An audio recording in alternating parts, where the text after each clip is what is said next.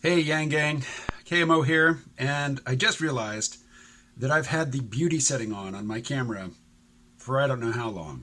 So I just turned it off. So if you're just now noticing, the fangs and the evil eye and the tentacles, sorry, this is what I look like.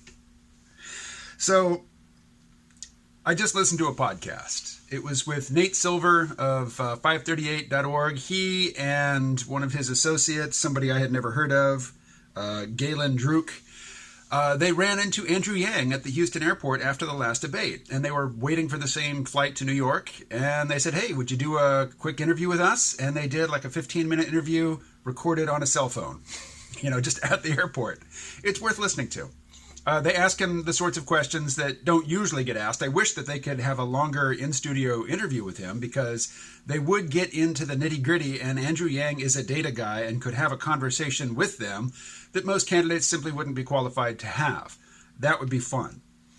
So the more interesting part of the podcast, though, is not the actual interview. It is the analysis that takes place between these two guys, after the fact.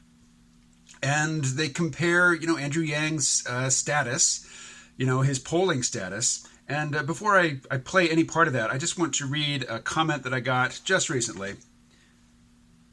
Evolution X777 posted, phone polls are no longer a tool of accuracy. Landlines are only an effective way to get a sample of people over 50, and those who live where cell service is inadequate. Well, I'm 51 and I don't have a landline. I just have a cell phone, and I have never been polled by phone about my political preferences. Certainly not in this electoral cycle. I've taken plenty of online polls, but everybody, who looks at Andrew Yang's candidacy for half a minute will acknowledge that he has a, very strongly motivated, one might say fanatical following on the internet. But, Twitter only reaches so far.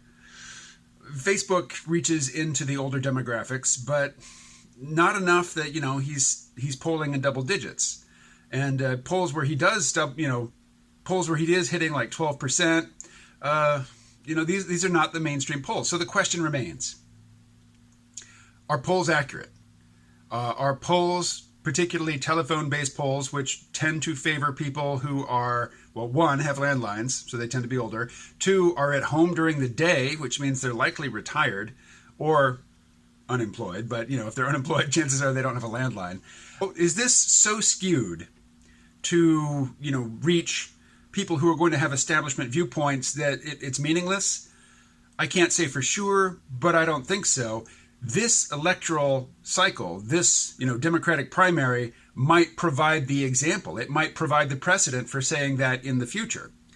But, this comes back to the whole thing. A lot of the most fanatical Yang Gang supporters believe there is no future if Andrew doesn't win right now. If he doesn't win this election, there is no future, which, I think is a silly viewpoint. Andrew Yang said that he thinks that the Yang Gang will persist even after this primary contest. Well, if he gets nominated and then goes on to win the presidency, well, then the Yang Gang is going to be a majority of voters, and it's not really a very distinctive subculture anymore. Really, the only way for the Yang Gang to continue to be a distinctive subculture into the future and be meaningful is for Andrew Yang to not win this time around, but continue to enjoy the support of the Yang Gang for the next 3.5, 4 years until the beginning of the next electoral cycle.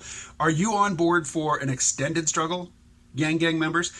Does your enthusiasm for this candidate extend beyond the near horizon? Can you imagine yourself continuing to spread the word about Andrew Yang for the next 3.5 years, such that when the next primary contest comes around, or could be 8 years, but the next time he is in a spot to run for president, that he has a lot more name recognition and there's a lot more understanding about his primary issue, which is to say automation and its effects on employment and the inequality that results from an economy that is skill biased, which throws a lot of resources at people with a particular set of skills and denies resources to everybody else, such that, the broad-based, widely shared prosperity of the later half of the 20th century or the middle of the 20th century in the United States is just, a historical oddity.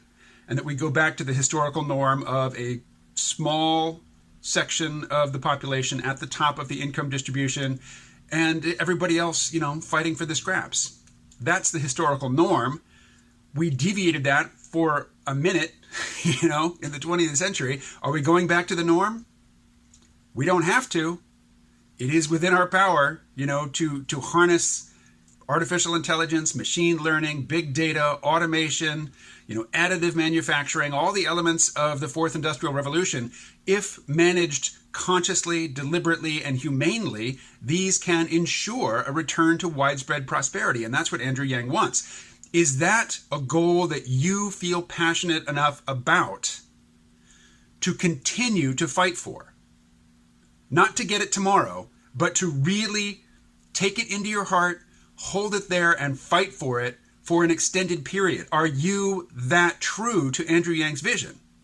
If so, I would encourage you to make peace with the fact that he is still polling in the single digits just a few months before the first primaries and caucuses, and that you might have to commit to a long struggle.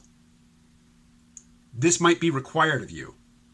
If the world that we all understand is possible, but not going to happen if we just let things go as they are, if we're going to get that better world, it might take more than just a few months' commitment on your part. Are you down? Can you be counted on? Yang Gang. Okay. Here's a question that came up in the interview. I'm going to play very, very short clips from it, because obviously this is somebody else's intellectual property. I think he's not appealing to traditional establishment Democrats. I know he does relatively well with students. For example, there was some polling out after the debate among college students that said, who do you think won? And it was like a three-way tie, I think, between Warren, Sanders, and Yang. So, yeah, but it is in some ways like unorthodox policy proposals, big visions, right? It in some ways is a little reminiscent of Bernie 2016. I do not mean to imply that he's going to win 24 states or whatever, but that's kind of the poor man's version, I guess, $1,000 a month man's version of Bernie Sanders. Yeah.